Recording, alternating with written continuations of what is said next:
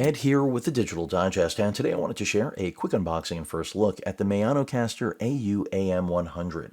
Now, this is the K1 bundle that includes a condenser microphone. It retails for a little over $200 US. I'll include a link in the description. And in full disclosure, this was sent by the manufacturer for review purposes. With that out of the way, essentially, if you're wondering what this is, they refer to it as a podcast console, a portable podcast studio, and that's because it has a built-in 5,000 milliamp hour battery that gives supposedly up to 8 hours of battery life, which means you don't need to be connected to any power source. If you are, it will just continue to top off its internal battery. It does have XLR input, in fact, two. Does not support stereo, for those of you that are wondering. No SD card to write internally to. Supports up to 2 smartphones when it comes to auxiliary inputs, 3 analog outputs, and 1 digital output. So pretty impressive considering it's only a little over $200 US, and you're getting a condenser mic. When you compare this to competing products, definitely going to be tough to find something that really matches up to this, I would say, at the price point that Maono has brought to you, or to all of us, I should say. But with that said, let's go ahead and get this thing out of the box, take a look at it, and this is pretty exciting. You know, if you have a podcast or want to start one, if you stream, whether on Twitch or YouTube, this is the type of thing that you will probably benefit from because it's going to enhance your overall audio. And again, compatibility with any XLR microphone, so that's a non-issue. We're hit with a letter from Maonocaster, our user manual, and these are, I'm assuming, for your buttons that you can actually program on the AM100. So there you have it. It's really small, which I kind of was expecting considering it's portable, right? I mean, that is the premise. Instead of going with something from Rode or Zoom, which may have more features than the AM100, you're also spending a lot more, and those devices are not portable at all. So this is aiming to have somewhat of an overlap, but also have its own identity, and I think it really does. I mean, build quality feels good. We've got metal and plastic construction, and essentially pretty straightforward. Control on your levels for mic 1 and 2. You do have 48-volt phantom power, for those of you that are wondering.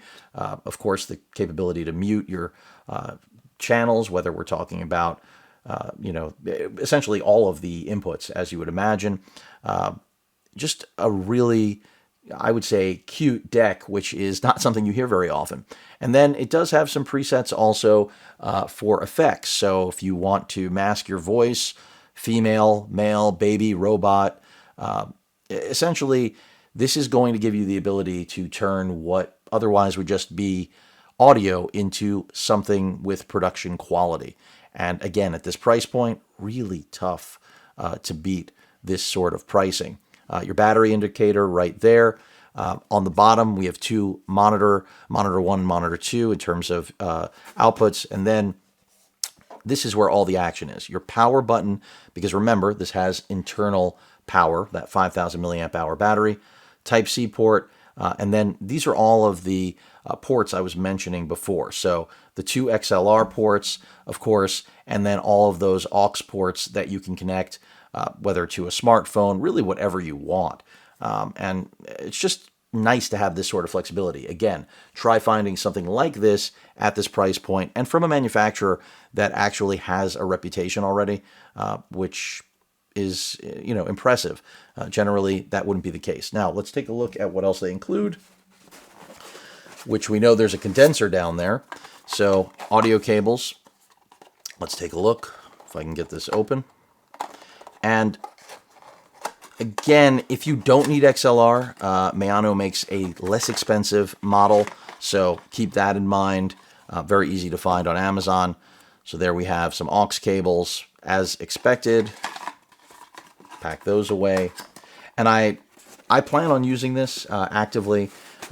Once I start streaming, I think this is going to be a really logical option because, I don't need something like a Rodecaster. I mean, I could certainly get one, but this, if it works as expected, I think makes a very strong argument for why those sort of products and their price points need to augment. They have to change over time.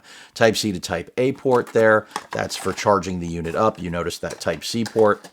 And now let's get to the actual microphone, which is going to be, I assume, right under this. Well, there's nowhere else for it to be. And it includes a shock mount. I believe, I don't know if they included a pop filter. We have a base, of course, right there. And this is a pop filter of sorts, you know, a foam head. So you will have some way to mitigate any audio problems that you would have natively without a pop filter. Essentially, anytime you enunciate P. And there is the condenser mic, which, from what I've heard, is actually fairly good.